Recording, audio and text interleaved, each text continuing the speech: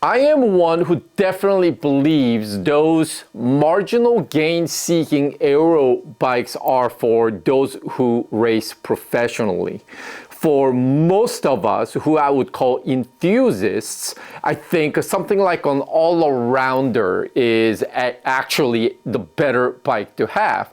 Or for casual roadies, perhaps something more endurance-focused bike, which coincidentally come with a much easier geometry, less aggressive fit. That said, most of the cycling fans are enamored with aero bikes, whether that's because of their sexy appearance or it happens to be the genre where the technology keeps advancing. In this episode, I am going to pit 3 of my aero bikes to see if there is a clear winner, or if there are enough differences among the 3 that sets them apart. So, without hesitation, grab some coffee, sit down, buckle up, let's talk about it. Roll the intro.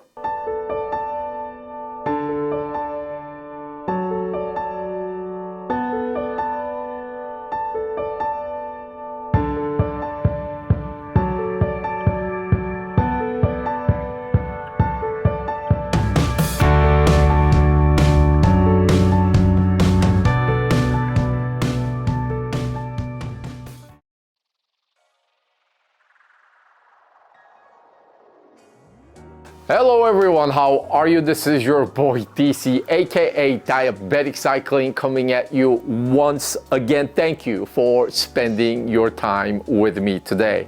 This episode, as most of the times, is sponsored by my own damn wallet, but brought to you by your engagement. So please hit the like button, hit the subscribe button, and the bell notification so that I can come see you more often with episodes such as this that are queued up. I obviously never raced professionally. I never worked for any sort of a bike publications. I don't own any sort of a bike shop. I have zero agenda. So my purpose for this channel is to be always transparent and bias free and just sharing with you my thoughts and opinions as a just normal dude that you might smoke next week. Or I might have smoked you last week, who knows? The thoughts and opinions that I share with you here are based on, I don't know, 2-3 dozens of bikes that I've had the pleasure of owning and riding last couple decades, such as these bikes here. Those are the bikes that my opinions are based on. I'm not here trying to tell you that I'm right and that you're wrong, so it's just one man's opinion. Take it with a grain of salt. This is for entertainment only. We can agree to disagree. If you are a fanboy of a certain brand, of a certain bike, and I happen to bash it, I don't mean anything personal. It's just my thoughts and opinions. Okay, so by now I'm assuming most of you watching this episode have seen the each individual review episodes of the 3 bikes that I am going to talk about today. And for those of you who haven't, I recommend and I advise and I appreciate, I request that you watch those. I'll link the episodes down below in the video description. Okay, so let's meet the contestants, and for funsies, I'll just list them in the order of the size of a dent each bike put on my wallet.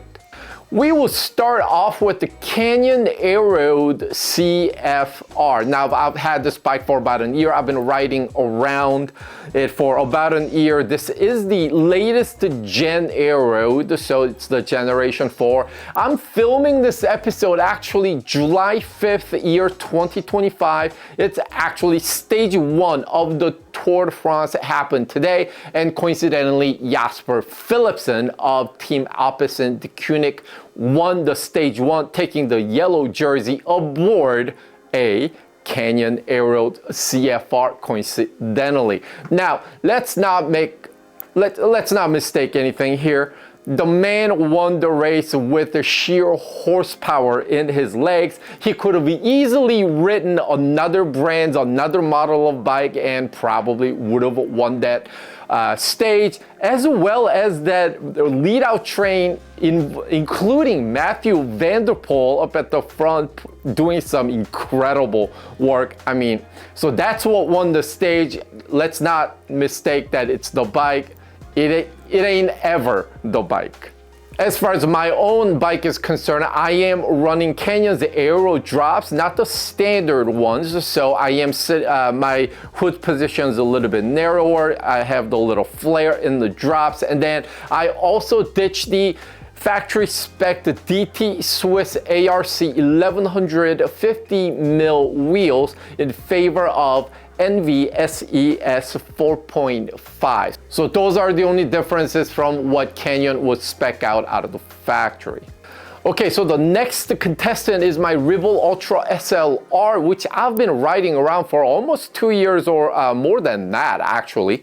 It is equipped with the Shimano Ultegra Di2 12-speed. Admittedly, this bike isn't something that you can easily find here, especially in the States.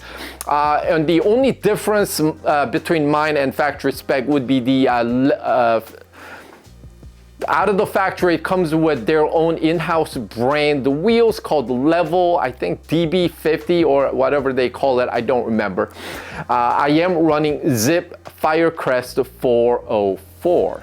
The third and final contestant for this battle of aero bikes is my Trek Madone SL5 Gen 7. So keep in mind, this is the previous generation Madone as of today, because a couple months ago, Trek released their Gen 8 Madone, which is a love child between their Imanda and the bike of mine, the Gen 7 Madone.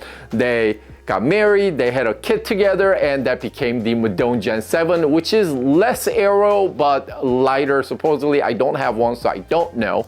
So that's that. And my Madone is basically factory stock with the exception of the stem. It's still a Trek Bontrager stem, but it's longer than what Trek equips for that size of Madone.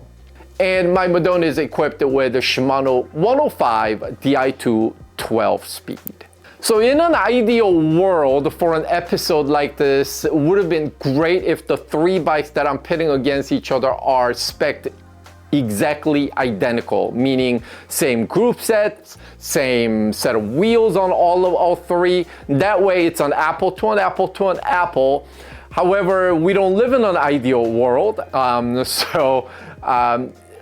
on the flip side of that is also, I am representing three bikes that have three different level of trims. So I have one with the Dura Ace, one with the Ultegra, one with the 105.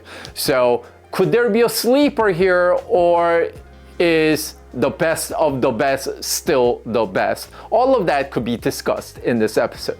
So in terms of design and aesthetics, other than the claim of slicing through the air with some like wind cheating properties, the way aero bikes look, some of you may be fascinated by, some of you may find it exciting, some of you just don't care. I, for one, don't really care what a bike looks like so long as a bike rides well. However, at the same time, I'm also a firm believer that you ride more when a bike you own is a good-looking bike. You find that it to be a good-looking bike, so your mileage may vary here.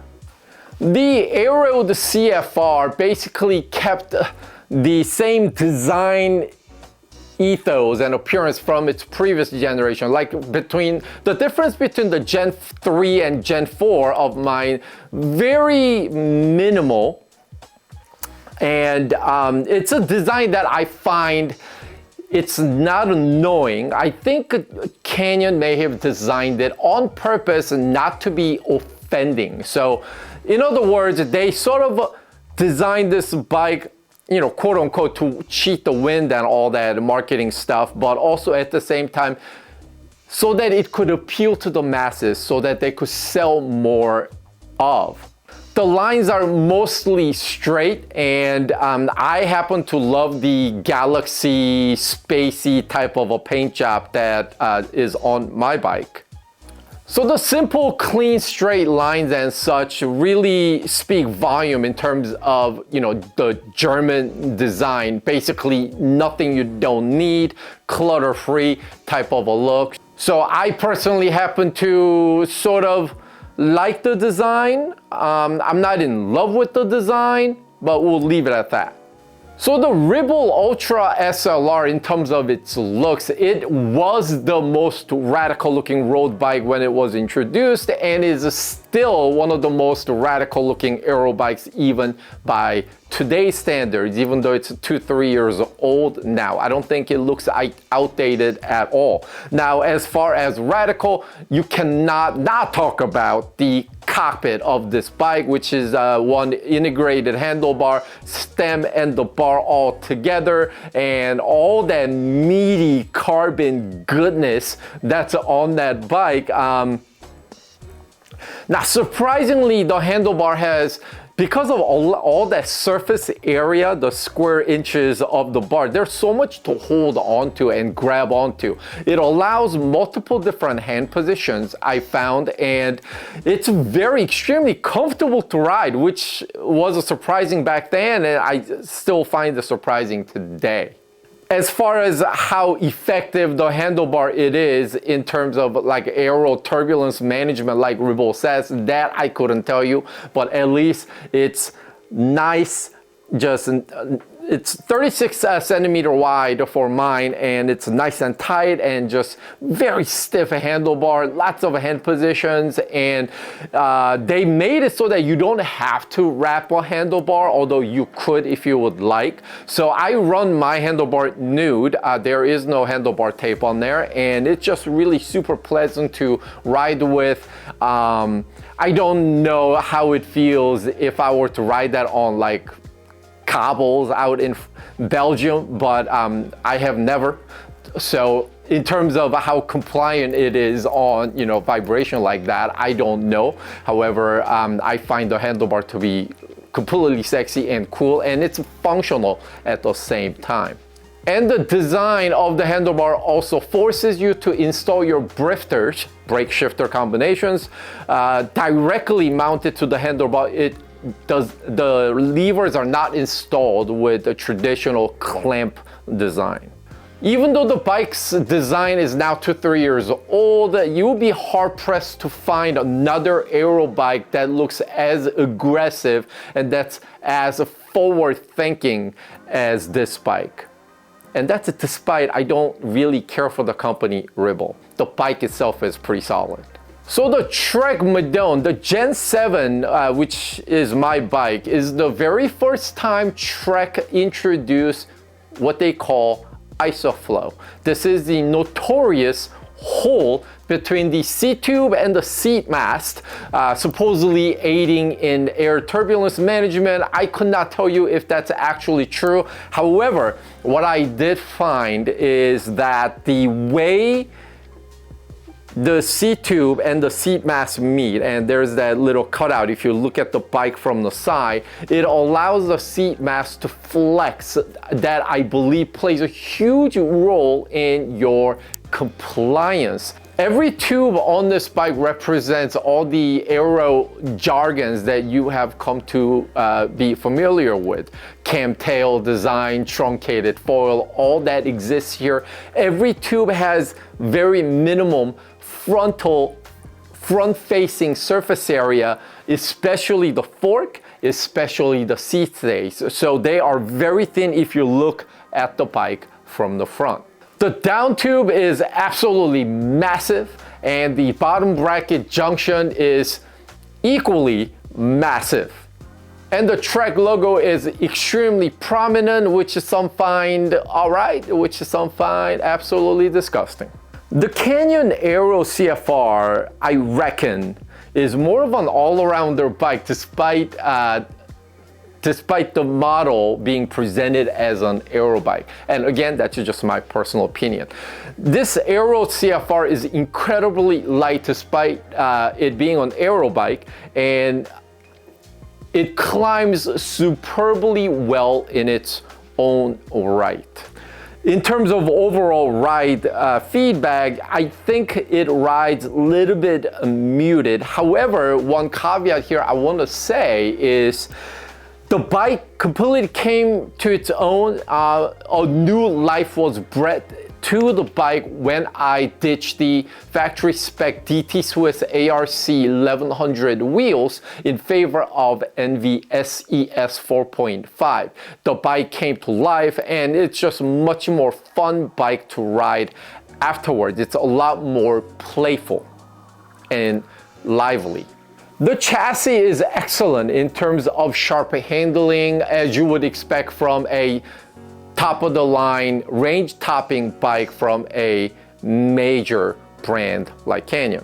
And then gone are the days of Aero bikes giving you harsh ride quality. Here in 2025. You don't get that, and Aero has never given me any sort of ache, any sort of a pain, any sort of issues on 8 to 10 hour days on the saddle. I find the bike to be more than fine in terms of compliance. So the Ribble Ultra SLR doesn't pretend to be anything else other than this system that takes your pedaling power and translating that into a forward moving, cutting through that air. And it doing its job is very evident when you're humming along in that flow state. Anything above 18 miles per hour speed, you could just feel the wheels just whooshing, and you hear that, and you as a system just slicing through the air. It is very evident. And it doing its job well in its natural habitat, which is like the flat terrain, is just completely a just pleasure when you're on a bike moving forward. God forbid I find myself in a situation where I am being chased by a cheetah. This is the bike that I want to be on, although that only extends my survival by maybe a second or two, because cheetah's gonna get me eventually, no matter what bike I'm on. So handling is almost incredible in terms of how easy, predictable, and sharp. And as you would have come to expect, this is a very, very incredibly stiff bike, which works in favor even when you're climbing, because if you're out of the saddle or what have you, and when the road tilts up, whatever you're doing is definitely transferring power to the bike going up the hill. So that works well. I don't want to say this is a lightweight bike. It isn't.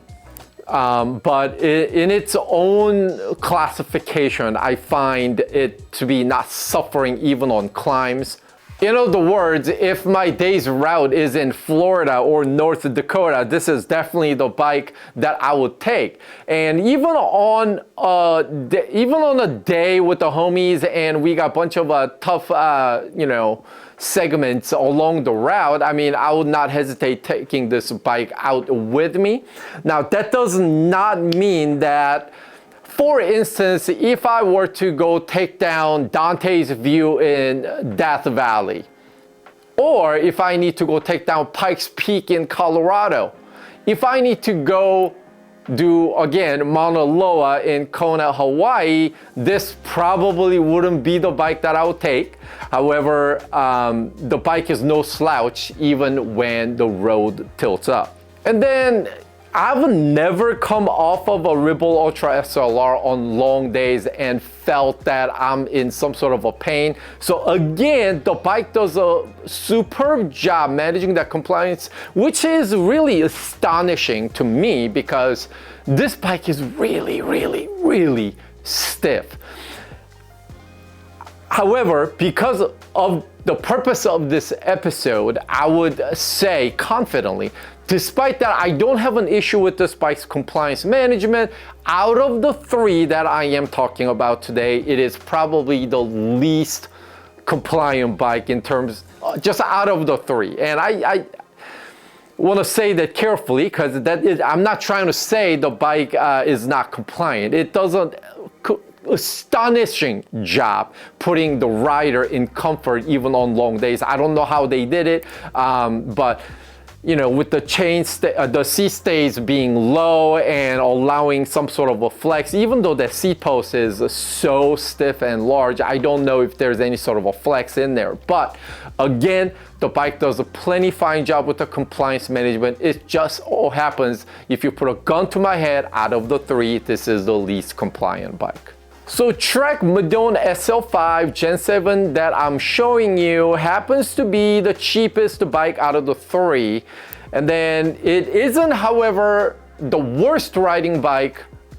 And quite honestly, it actually blew my socks off when I first rode it. And it does all that while it's not equipped as fancy as the other two. It manages to put a smile on my face every time I take it out. The chassis of this bike, so taut, so tight, can definitely turn on a dime. Handles incredibly well, razor sharp. I mean, I don't want to be cliche words thrown here willy-nilly, but razor sharp turning and just immediate rider feedback turning into bike being handled, just turn on a dime. I mean, all that is here. The boulder of bottom bracket junction, I mean, it is beefy and it is huge.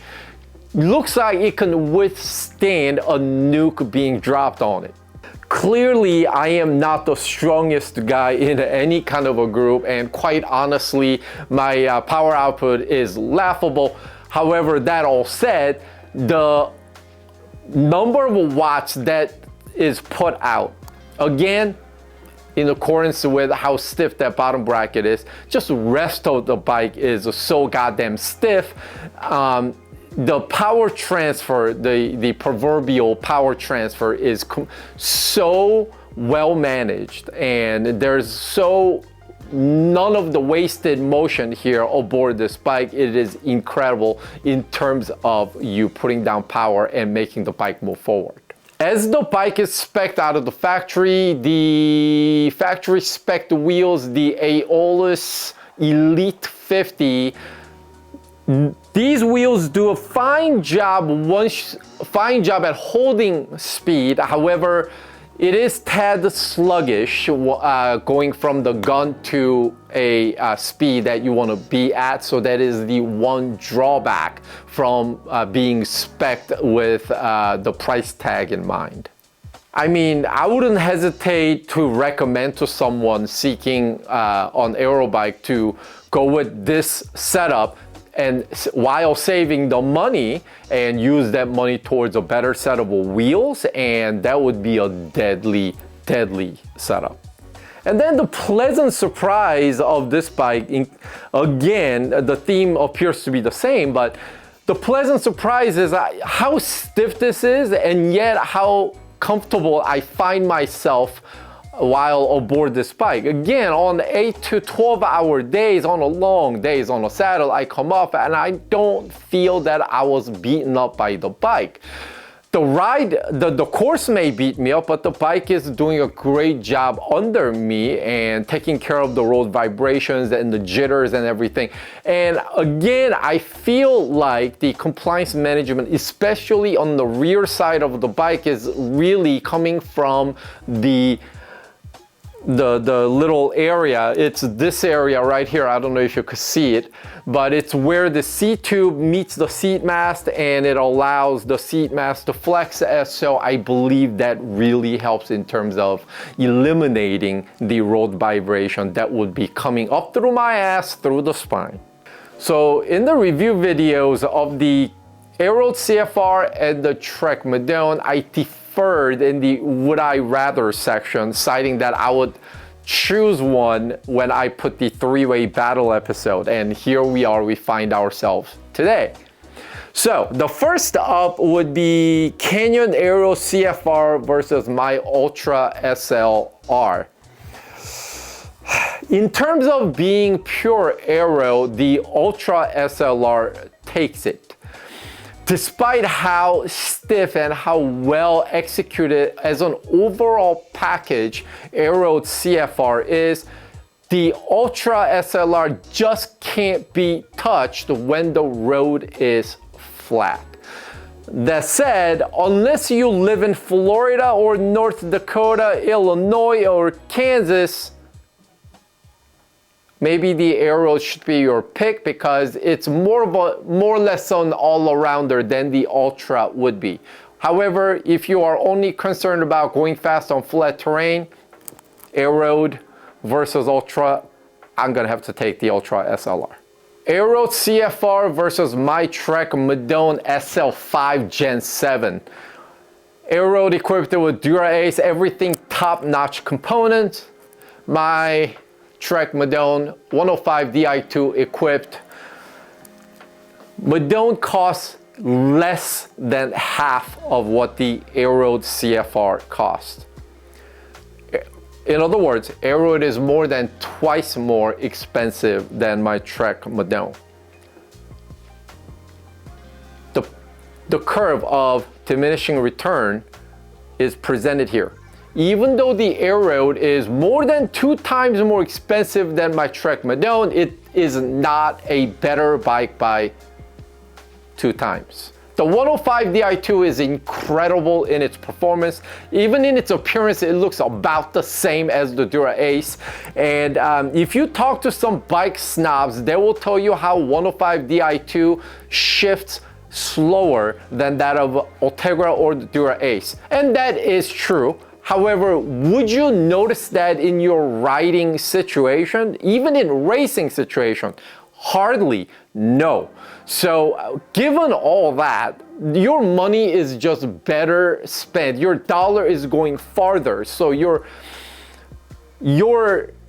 dollar per performance, dollar per fund is more presented, more represented on 105. So, however, this isn't 105 versus Dura-Ace conversation.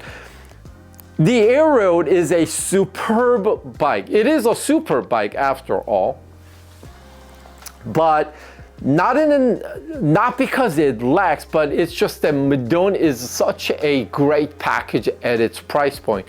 Of course, even if it's lower than Aero by more than half in terms of price, it's still a big cash outlay. So I want to use my words cautiously here. But your investment in Trek Madone in terms of fun and just performance is absolutely remarkable.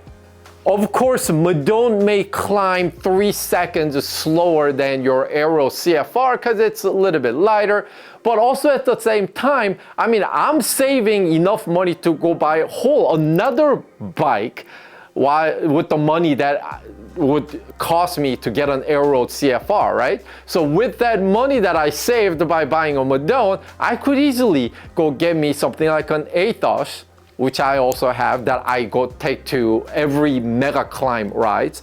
So you could have a flat terrain specialized bike, you could have a climb specialized bike and have best of both worlds. Of course, if you're just one bike guy, that argument goes away, but you know what I'm trying to say.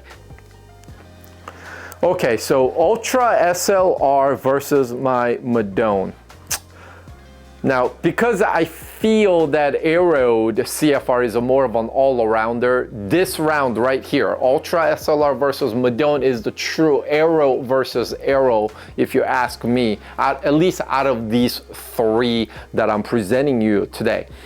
Ultegra on my Ultra SLR versus 105 on my Madone. Yes, they are different. One is lighter than the other, but I don't think, well, I know the differences don't come into play in terms of when you're looking for properties of how Aero a bike is. My Ultra rides on Zip Firecrest 404, light, fast-spinning, superb wheels, versus my Trek Madone runs on factory spec Aeolus Elite 50 mil depth. In its own right, it could be Aero. I consider 50 to be more of a everyday mid-depth. But the factory wheels of Trek Bontrager Elite have this sluggish out of the gun behavior, so it takes a while to get up to speed. Once you get there, holding that speed is fine. But same argument could be made on my Ultra SLR because it also came with the factory spec wheels, their in-house brand Level DB50, which were also slow to come out of the gun. The bike completely changed its behavior once I got the Zip 404 Firecrest on there, which means now I have not put on better set of wheels on Madone. Madone actually, through my entire ownership last 1 year, been riding on its factory wheels. Obviously, Madone will take advantage of a better set of wheels as so. So, given all that, in terms of when we talk about Aero bike versus Aero bike, I'm gonna have to put Ultra SLR 10 out of 10 on Aero properties, and Madone, I can't rate it any less in terms of Aero. It is that good, despite it not being a range-topping SLR 9 or whatever they call it. So out of the two bikes, if I have to make a pick right now, as they are spec'd, as they are presented, I would lean towards Ultra SLR. It is a deadly aero bike when an aero bike is required for that day's ride. However, let's say the playing field is level, where the Madone also has the same group set, where the Madone has same caliber or even the same wheels. This would be a draw if you ask me. I would not be able to pick from the two as to which one is better or worse. Here I am standing here making this video. Guess what?